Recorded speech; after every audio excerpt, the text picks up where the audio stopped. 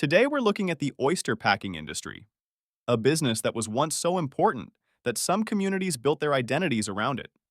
In the 19th and early 20th centuries, oysters were a familiar item in restaurants, hotels, and home kitchens.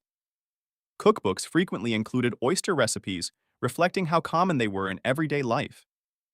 The oyster industry was a major industry along parts of the East Coast, particularly in places connected to productive oyster beds and transportation networks.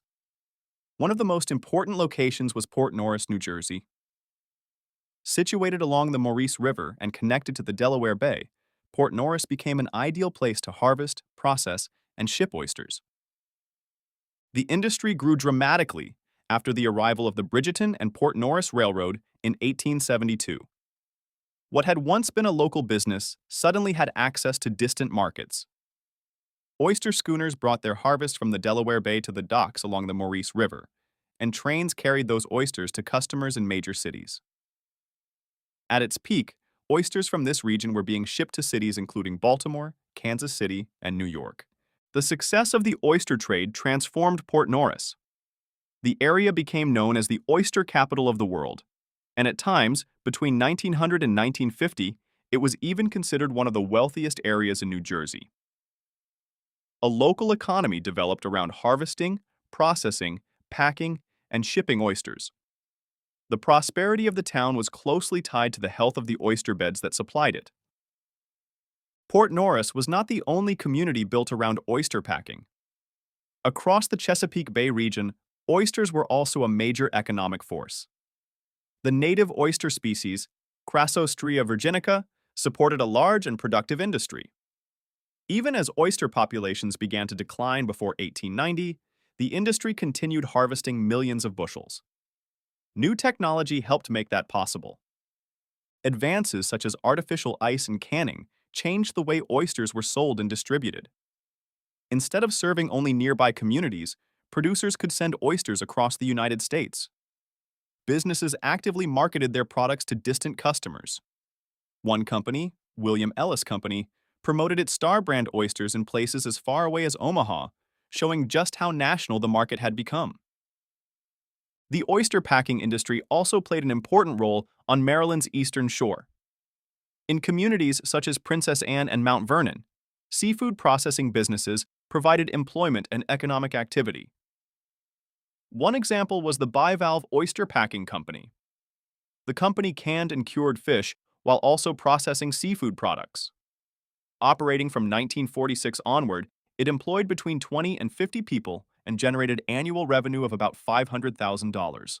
For communities that hosted businesses like these, oyster packing was more than a commercial activity. It provided jobs, supported local families, and connected small towns to larger markets across the country. The industry represented a way of life that had existed for generations. But the foundations of the industry were more fragile than they appeared. Success depended on healthy oyster populations, and over time, those populations faced serious biological challenges.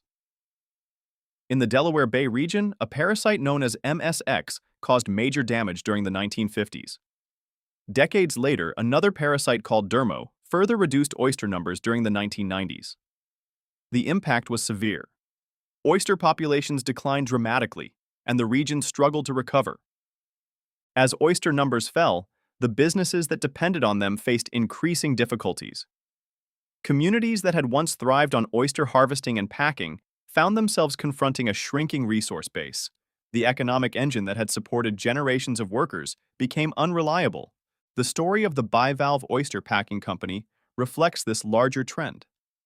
Although it had operated for decades and provided steady employment, it was no longer in business by the early 2000s. Its disappearance mirrored the broader decline of an industry that had once seemed indispensable.